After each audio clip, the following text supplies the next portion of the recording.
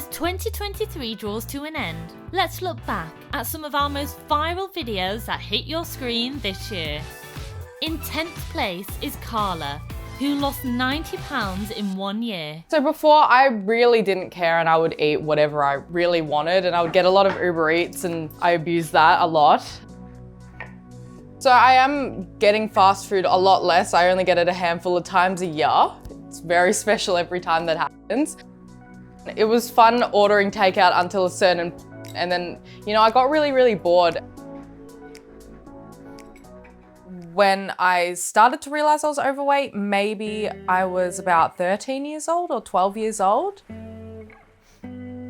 Coming into high school, you really start to care about how people see you, I find. And I just became very conscious of it.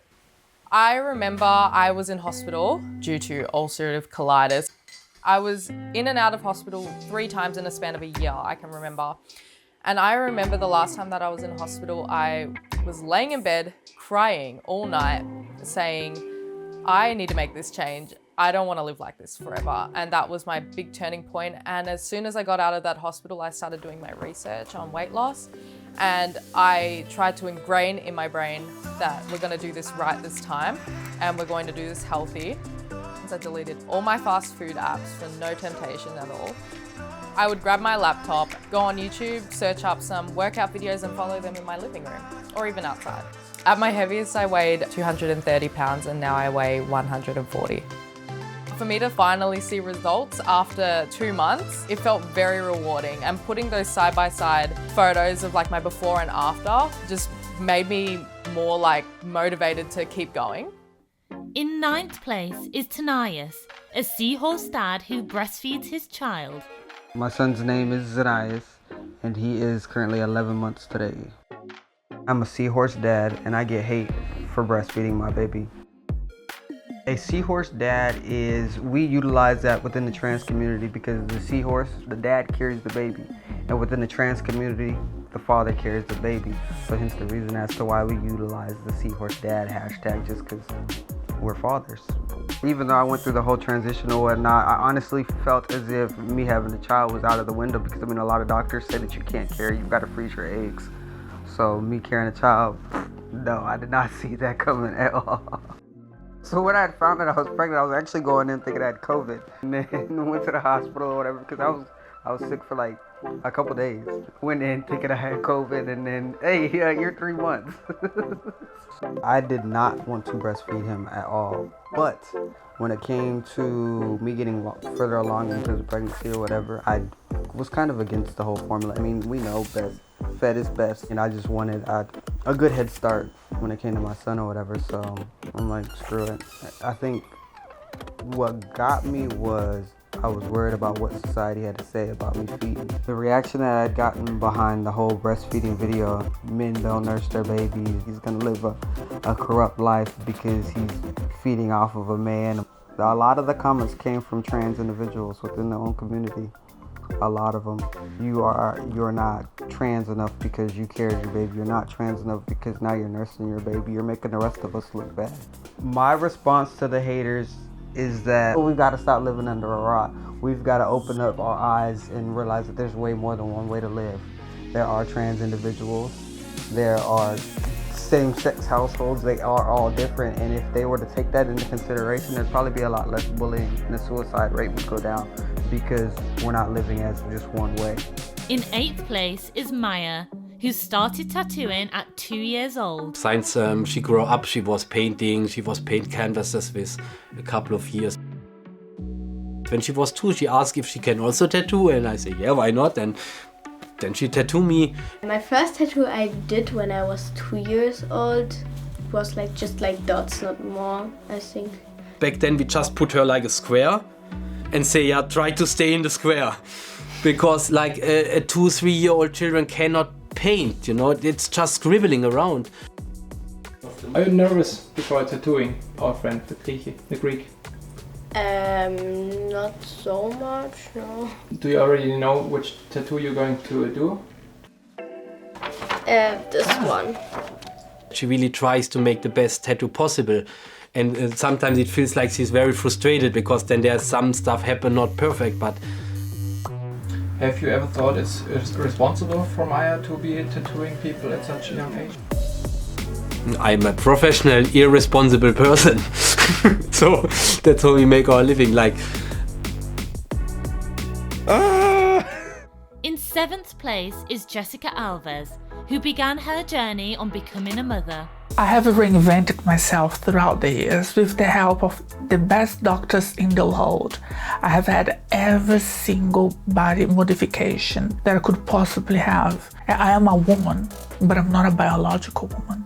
Therefore, I had to put myself through plastic surgeries and body modifications alongside psychological treatment to be the woman that I am today. I know there are cases of people like myself that have had a womb transplant.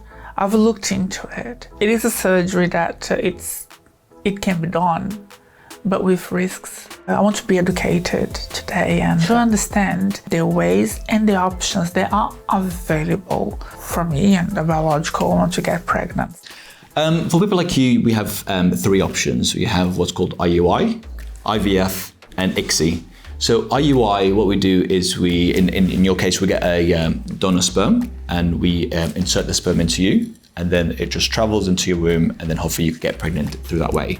Mm-hmm. The second way is IVF, where we collect your eggs, use ultrasound scans to collect your eggs, and we then put it into a dish with sperm. Mm-hmm. They come together and create an embryo, and then the embryo is then inserted back into you.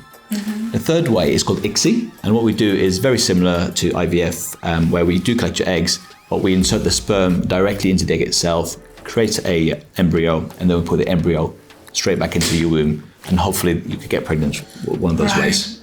That sounds all pretty amazing, but there's a piece of information that I have to tell you. Yeah? I'm not a biological woman. In 6th place is 3'3" Celia, who went on her first blind date. My name is Celia. I'm 27 years old. I was born with dystrophic dysplasia. My dwarfism did hold me back a lot because I was shy and society can be cruel. My condition definitely does not define who I am. It's been almost 4 years since my last relationship. This is my first blind date. Hi, how's it going? Nice to meet you. So when was the last time you dated someone? Like actual relationship? It was a year, but it was a really long relationship. Okay. It was like a 9-year relationship. Oh, wow. Yeah. That's a long time. Yeah. Wow. What about you? Let's see, my last one was like 4 years ago, and it lasted 2 years, roughly 2 years. Do you speak Spanish? Yeah. What's your ethnicity? I'm Mexican. Mexican? Yeah, I grew up in Mexico.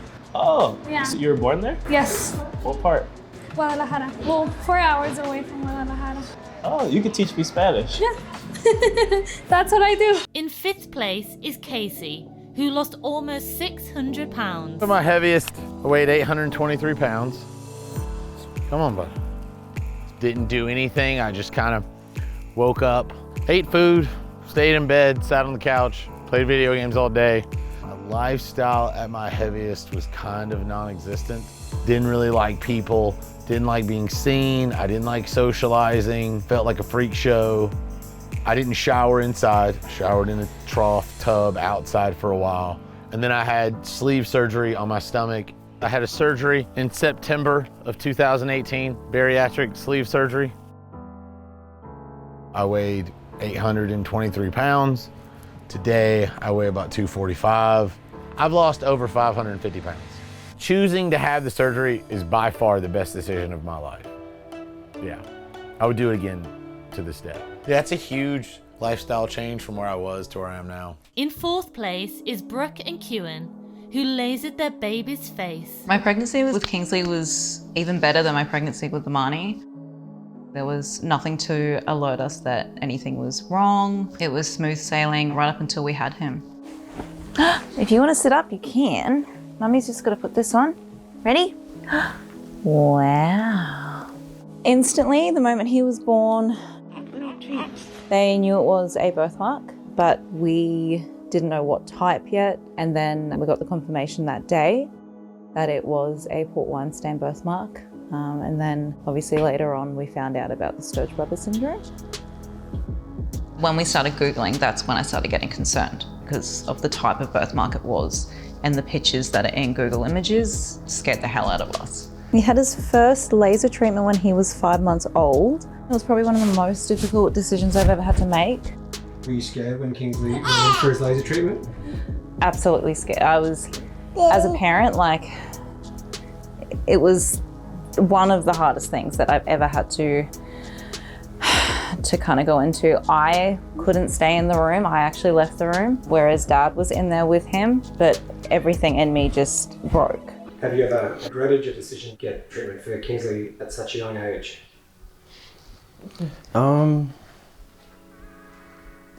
During the process, yeah.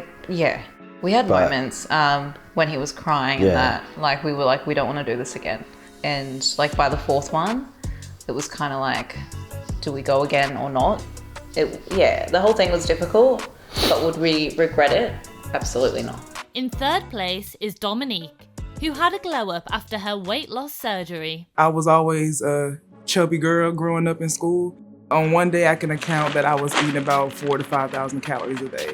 I did have health fears at my heaviest. The year I will never forget, it was 2020. I woke up one day and I couldn't stand. I could not stand. Like, my back was killing me. But when I tried to stand, I fell to the floor.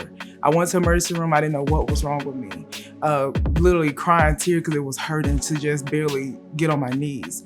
After doing a whole bunch of tests, he was like, if you don't change, something's gonna basically get cut off. I didn't think that the cause of my weight, that I'm having knee and back issues. If I can't do it on my own, I need help. Went to my doctor and they gave me some advice on gastric surgery. And then June of 2021, I decided to have the procedure. My heaviest weight was 420 pounds, and I have lost 205 pounds.